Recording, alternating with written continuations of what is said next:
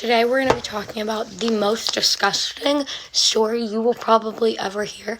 And when I tell you I was in shock during this, I was shocked. So this one friend I had been known for literally peeing everywhere. She laughed, she peed. She had to go pee, she wouldn't go to the bathroom. She'd pee her pants.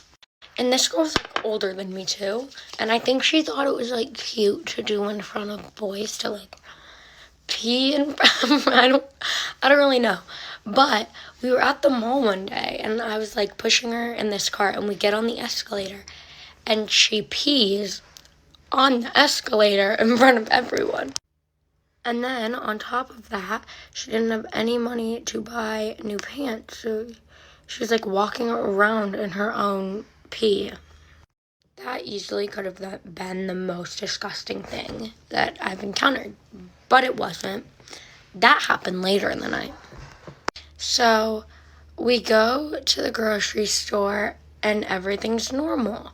And she goes, I have to go change my stuff. And I was like, oh, okay, that's cool. We can go to, the bathroom. She goes, oh, no, it's fine. Just give me a minute. And then goes, oh, can you pull out the camera, by the way?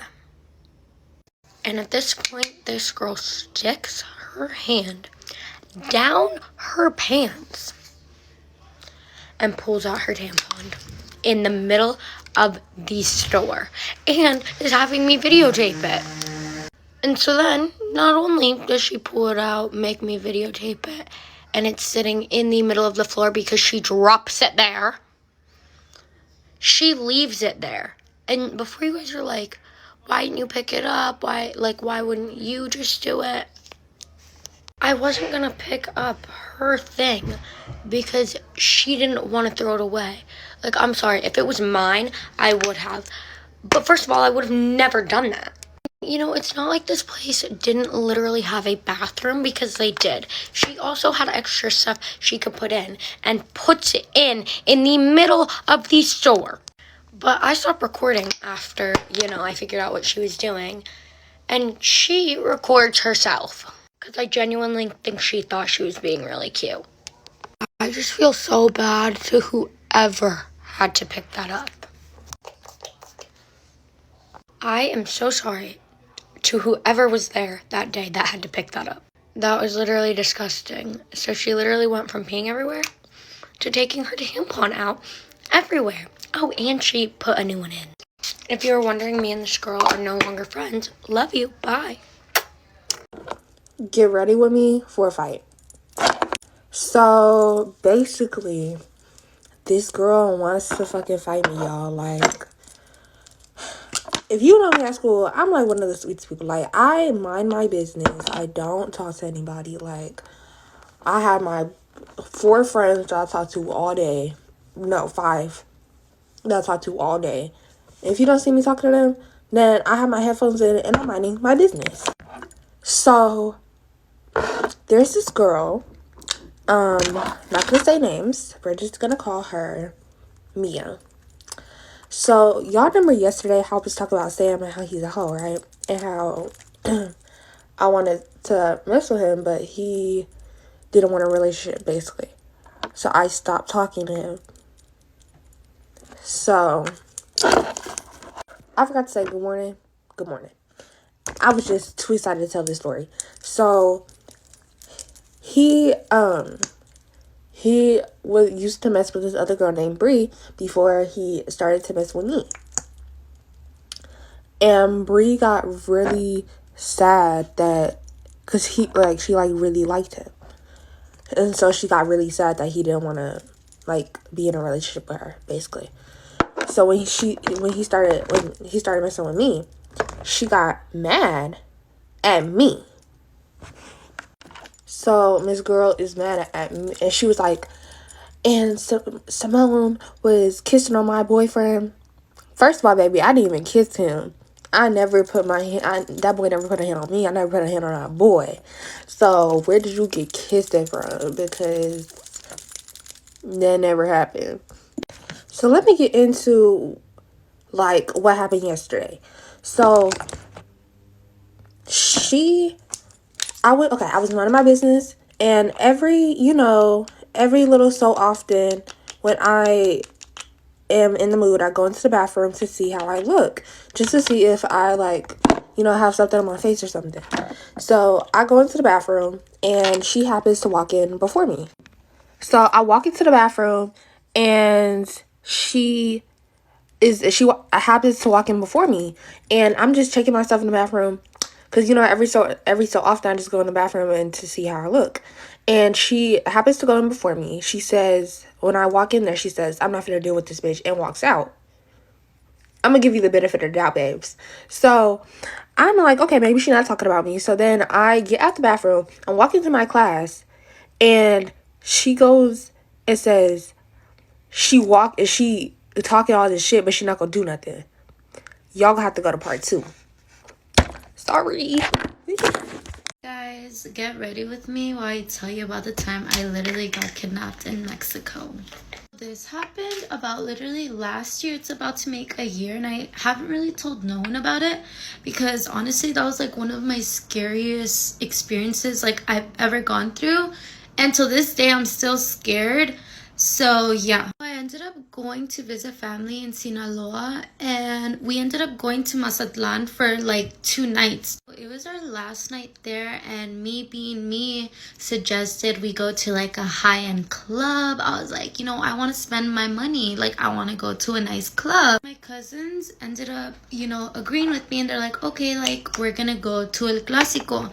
And El Clásico is like those really good clubs where like all the musicians go, and it's just like a really high-end club. So we ended up going, but before we went, like I had this feeling. I was like, oh, I don't know if like I want to go, because that whole day we're at the beach and I was already exhausted, but I'm like, I'm gonna have FOMO. If I don't go, like I'm gonna be like crying.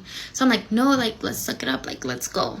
We ended up going, and getting there, my uncle got off to see how much the fee was to get in. I think the fee was like 2,000 pesos, and my uncle was like, oh, they're just switching it up because they know we're not from here.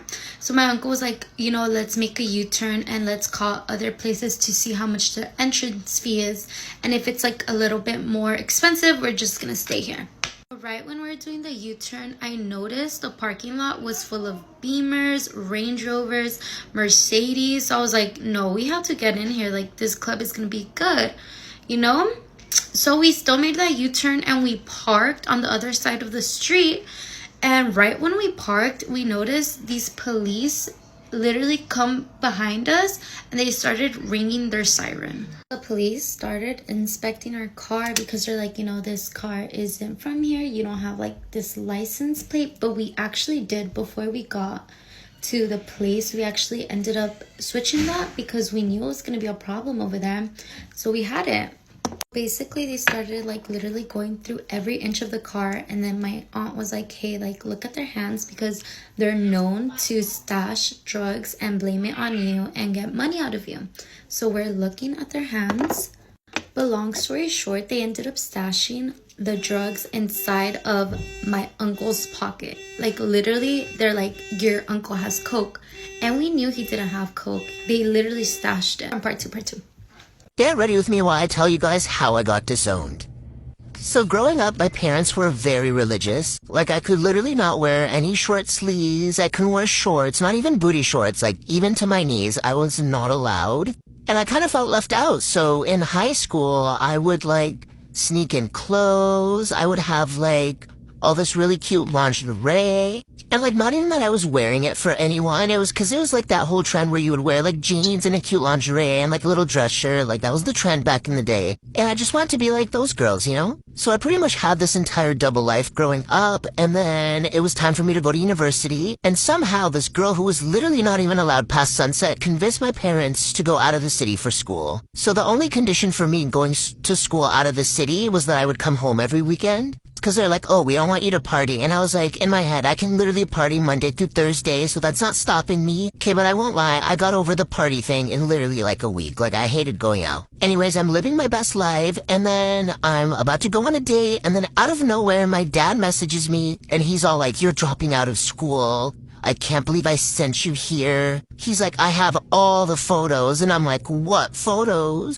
Like, after that phone call, I was genuinely so scared. I was like, what did he find? What did I do? So I'm literally freaking out because I'm like, this man is literally going to come here and murder me. And he's like, I'm coming on Wednesday to pick you up. I'm gonna explain everything, yada yada. And then he's like, I have photos of you half naked. So the day comes when he's finally there and he comes to talk to me. And at this point, I was like 100% sure that I didn't want to go back home with him because he already tracked my location and everything. And I just knew if I went back home that he was like, my life was going to be over. So when we're in the car, he's like, I'm coming into your dorm room and I'm looking in your closet. And in my head, I'm like, Dad, I'm not stupid. I've been hiding this like for my entire life. I've already hid all the clothes in my closet, obviously. But at this point, like, I don't want to lie to him. I'm like, Dad, you know what? I'm tired of lying to you. I'm telling you right now, you're not going to find anything in that closet. And he's just like so insistent on the closet. I'm like, I'm not having you come in and embarrass me in front of everyone like that. And he's like, if you don't show me right now, you're like, we're done. I'm driving off.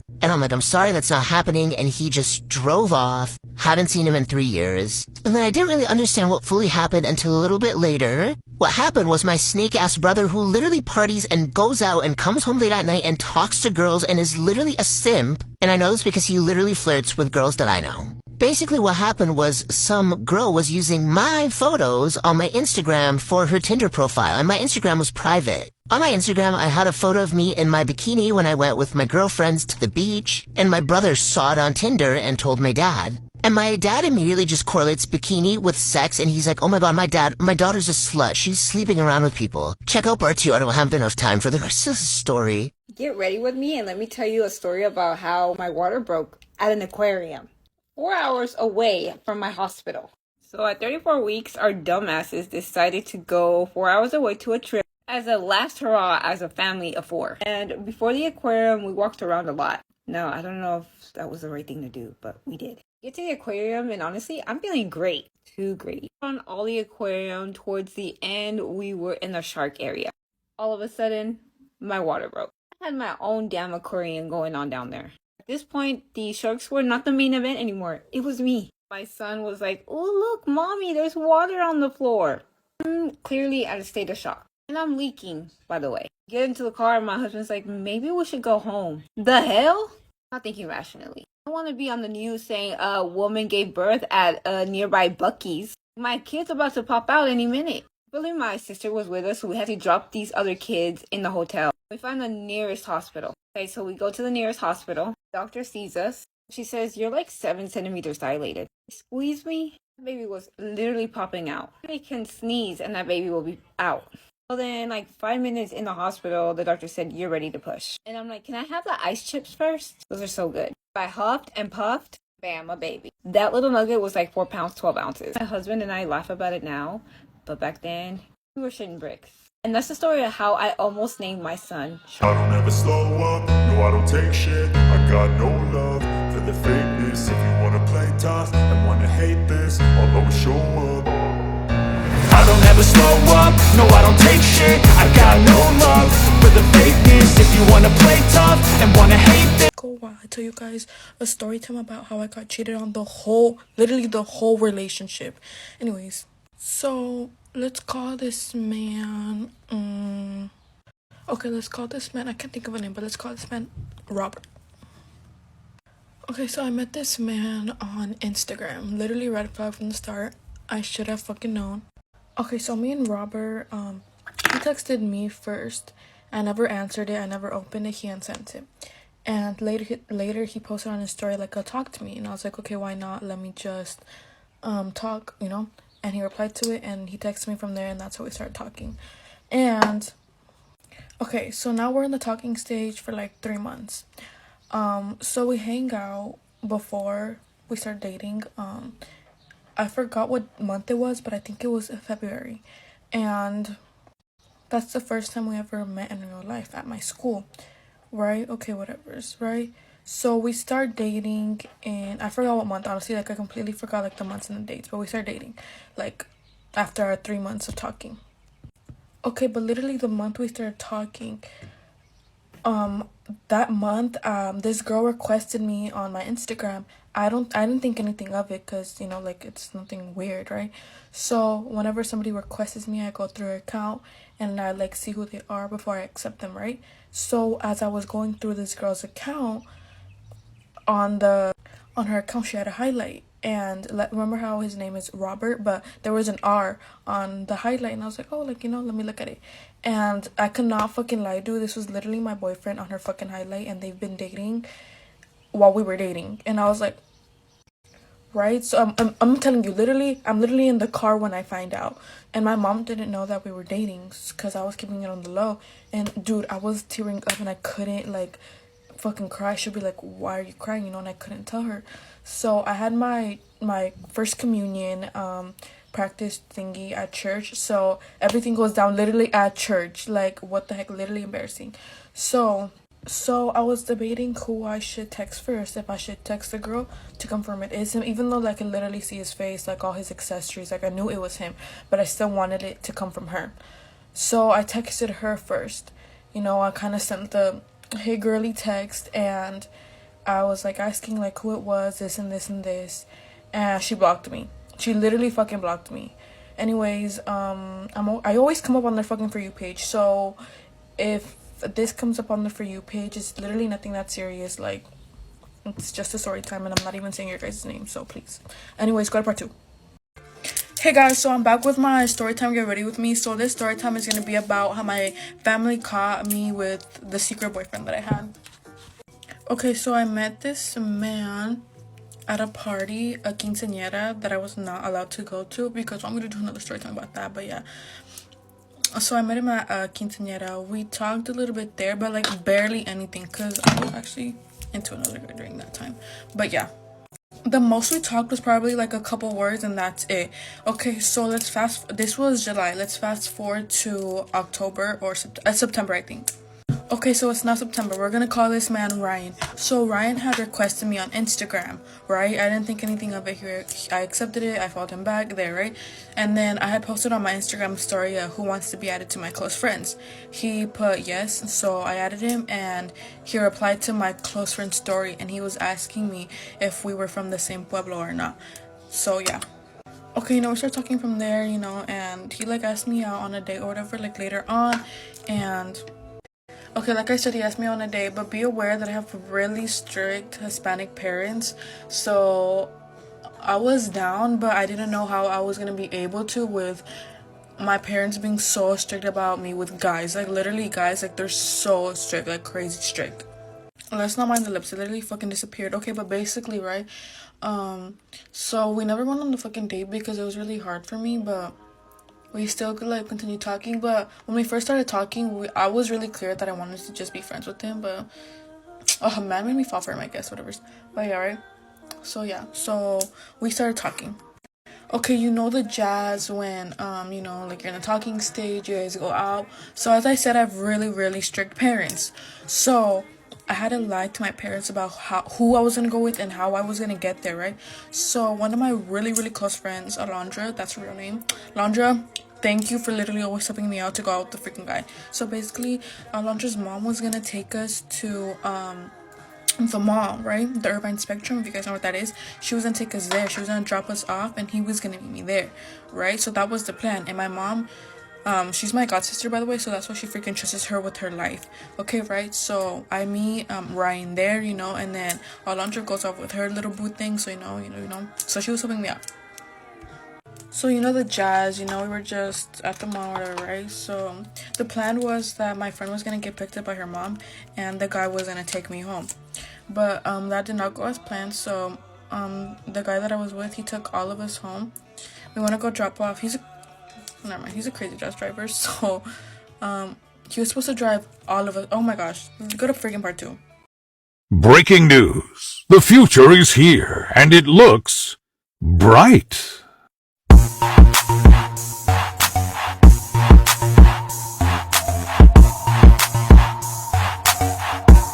Let me tell you about the time my mom murdered my cat while I get ready. So this little incident happened to me when I was in the 7th grade. Literally the worst time of my life. So much shit happened to me. So this story starts off with me waking up after a sleepover at my best friend at the time's house. My mom pulls up, picks me up. This is random, but she ends up hitting their mailbox because their driveway's weird. I don't know. That's besides the point. So we're driving home. At this point, I'm not suspecting anything. Like, everything's chill. Just wait. Just to preface so you don't get confused, I had 2 cats, one named Lisa and one named Otis. Don't ask why the cat's name was Lisa. I didn't name it. I walk in and I see my cat Lisa seizing. Like, this hoe is not good. Obviously, I'm like panicking. I'm like, Mom, what the fuck is happening? My mom is looking so guilty at this point. She says, I gave the cats flea medicine earlier. I'm like, let me see the medicine. Let me read it. This was dog flea medicine. If you didn't already know this, you cannot put dog flea medicine on cats. It's literal poison. I Googled it to see how serious it was because I didn't know. I was 12.